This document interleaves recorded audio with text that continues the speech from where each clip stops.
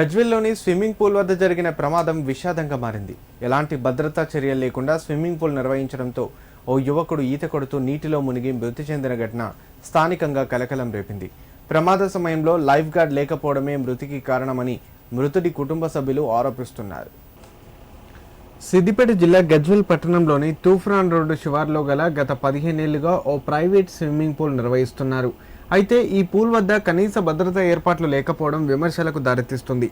ఈత కొట్టే వారికి అవసరమైన రక్షణ పరికరాలు, ప్రమాద సమయంలో స్పందించే సిబ్బంది లేకపోవడం తీవ్ర నిర్లక్ష్యంగా మారిందని స్థానికులు పేర్కొంటున్నారు. ఉదయం గజ్వేల్కు చెందిన వంశీ స్విమ్మింగ్ చేస్తుండగా ప్రమాదవశాత్తు నీటిలో మునిగిపోయాడు.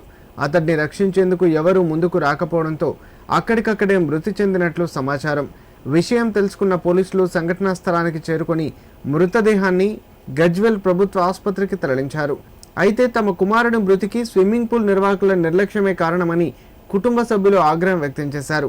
న్యాయం చేయాలని డిమాండ్ చేస్తూ అంబేద్కర్ చౌరస్తా వద్ద రోడ్డుపై బైఠాయించి ధర్నా చేపట్టారు. దాదాపు గంట పాటు సాగిన ఆందోళనలతో రహదారిపై భారీగా వాహనాలు నిలిచిపోయాయి. ట్రాఫిక్ అంతరాయం ఏర్పడడంతో ప్రయాణికులు ఇబ్బందులు ఎదుర్కొన్నారు. సమాచారం అందుకున్న గజ్వేల్ ఏసీపీ నర్సింలు సంఘటనా స్థలానికి చేరుకొని బాధితులను సముదాయించారు. తగిన చర్యలు తీసుకుంటామని హామీ ఇవ్వడంతో వారు ధర్నాను విరమించారు. ఈ ఘటనపై గజ్వేల్ పోలీసులు కేసు నమోదు చేసి దర్యాప్తు చేపట్టారు. ఇలాంటి బాధ ఏ బీదవాడికి ఇట్లా రాకూడదు. మా అన్న కొడుకు 26 ఏళ్ళు, ఆయనకి 2 కొడుకులు, ఒక బిడ్డ.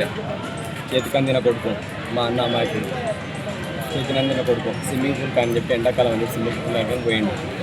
శవమై వచ్చిండు. అక్కడ ఒక సీసీ కెమెరా లేదు, సెక్యూరిటీ గార్డ్స్ లేరు, అక్కడ ఎలాంటి సిబ్బంది గిట్లా లేదు.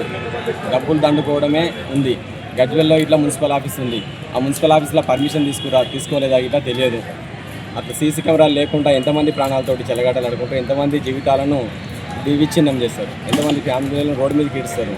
బడాబాబులు అందరూ ఇలాంటివి పెట్టుకుంటా, ఫామ్ హౌజులు ఇలాంటివి పెట్టుకుంటా సామాన్యులకి నష్టం జరుగుతుంది తప్పించి బడాబాబులు ఇప్పుడు మేము 11 గంటలకు చనిపోయిందని చెప్పి హాస్పిటల్ తీసుకొచ్చి ఇప్పటివరకు పోలీస్ స్టేషన్లో పిటిషన్ చేస్తే ఆ ఓనర్స్ ఎవరో, బడాబాబులు ఎవరో ఇప్పటి వరకు రాలేదు. మాకు ఎలాంటి న్యాయం జరుగుతలేదు.